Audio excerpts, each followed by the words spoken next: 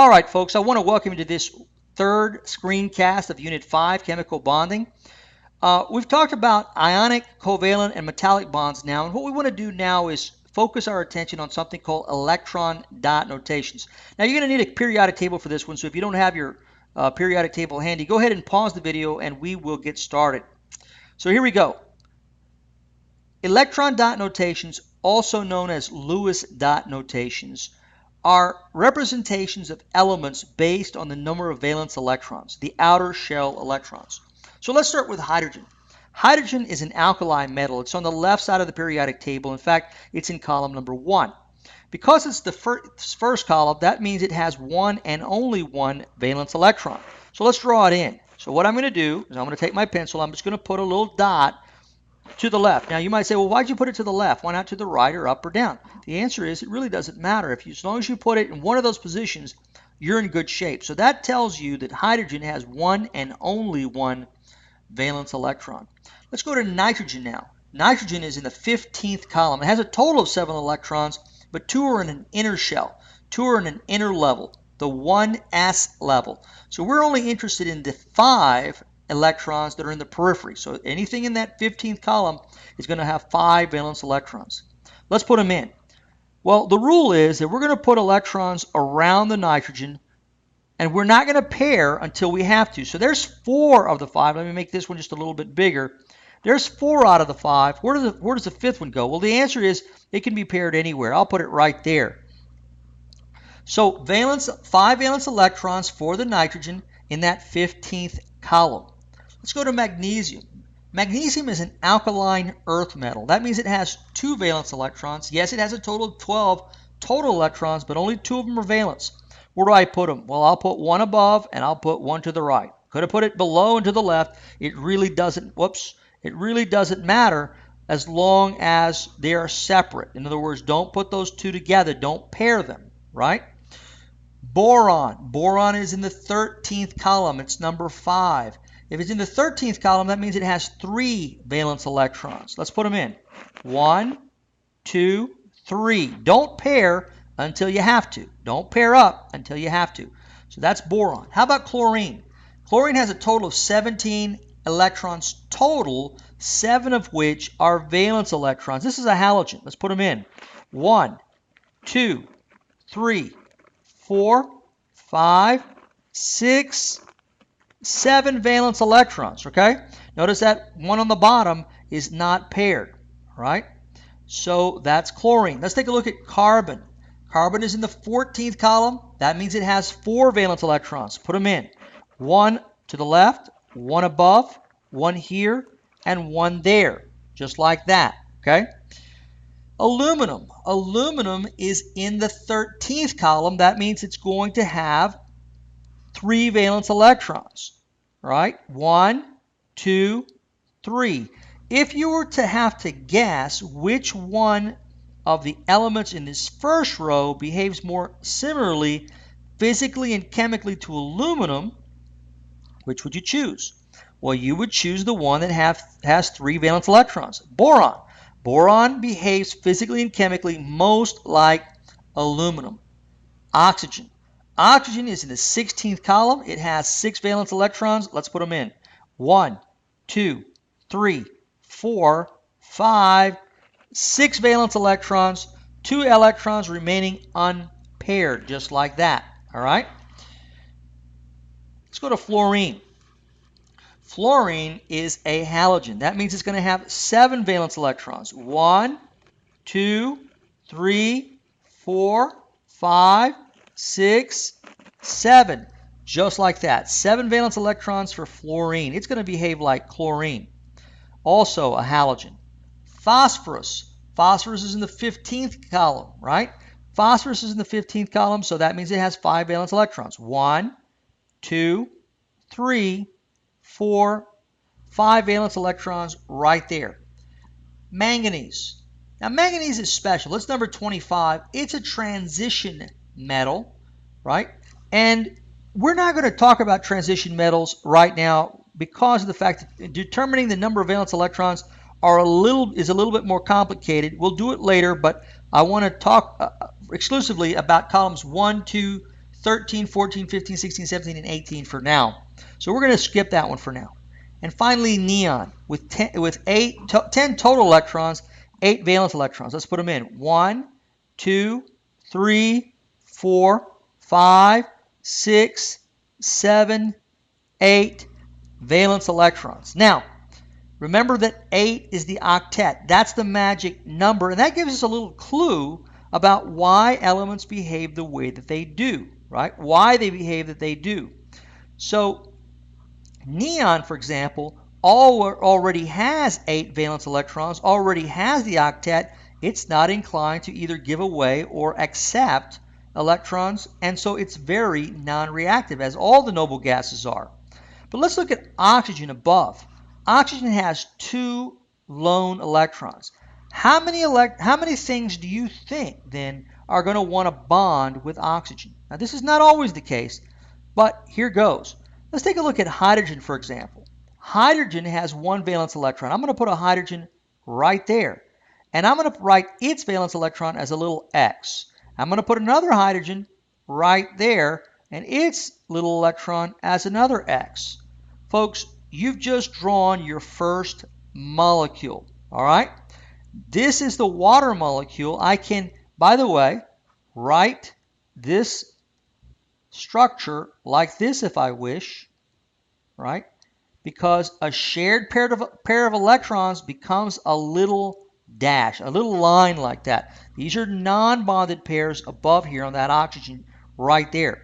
But these Lewis structures give you a hint as to how many things that certain elements are going to bond with, right? Because non-bonded electrons are going to result in a bond. Let's take this nitrogen, for example, right here. If I were to tell you that nitrogen combines with hydrogen to form ammonia, you might ask, well, how many hydrogens does it bond with? Well, here's 1, 2, 3 lone electrons.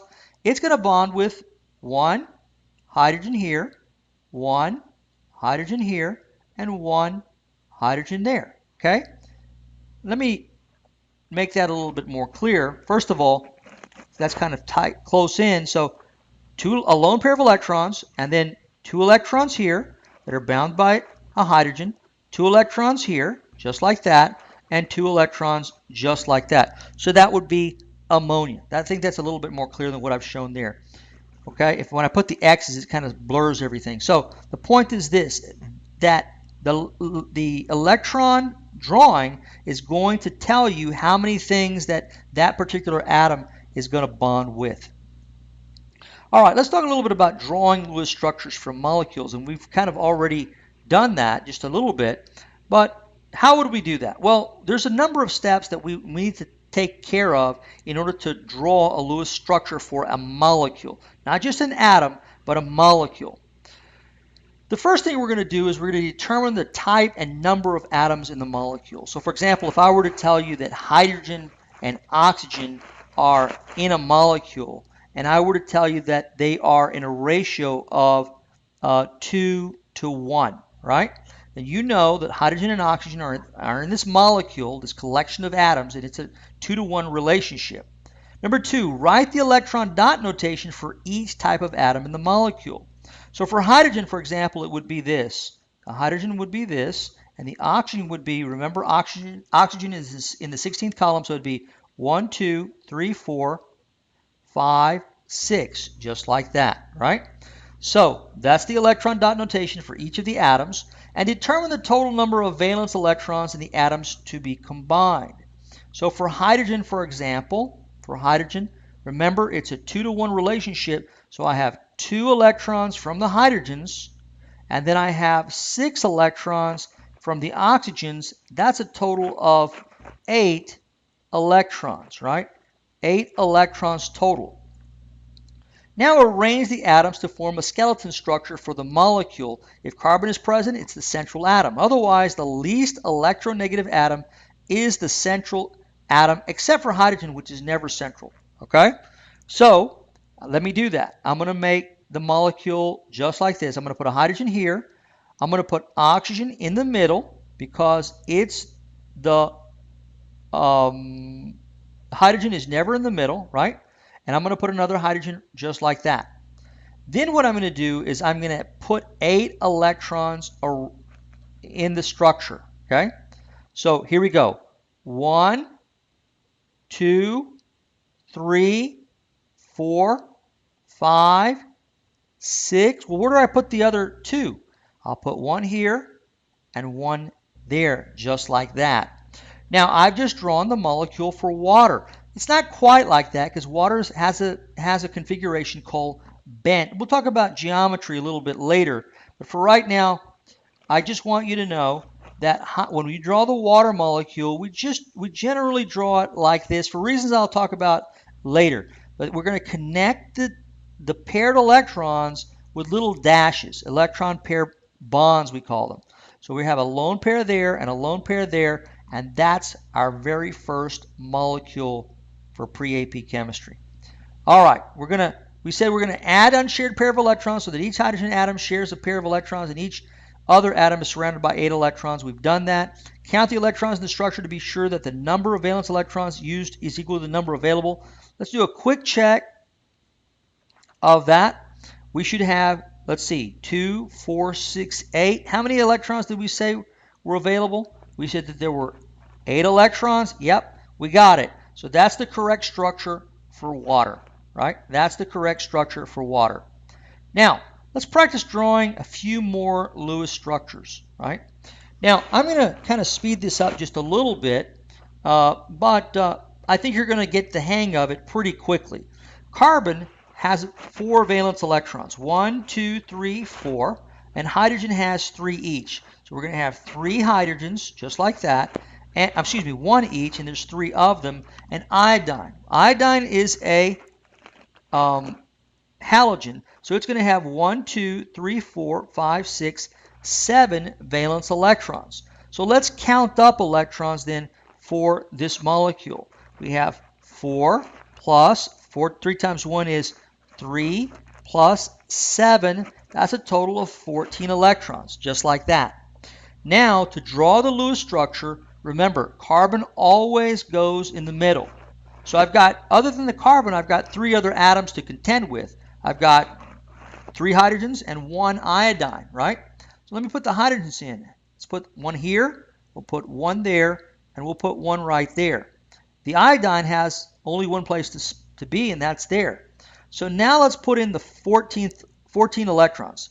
1, 2, 3, 4, 5, 6, 7, 8.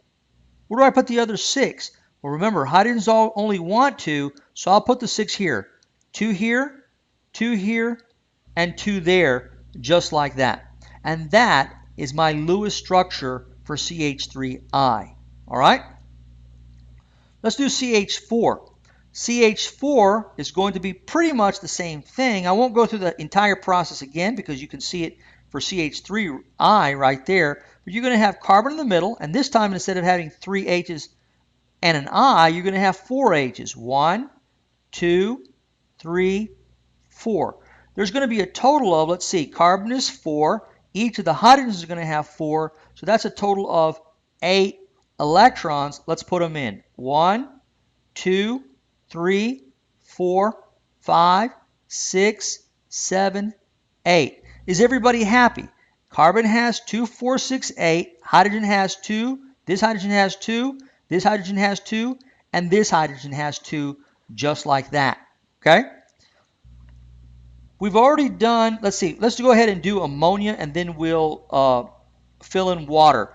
Ammonia. Nitrogen is in the 15th column.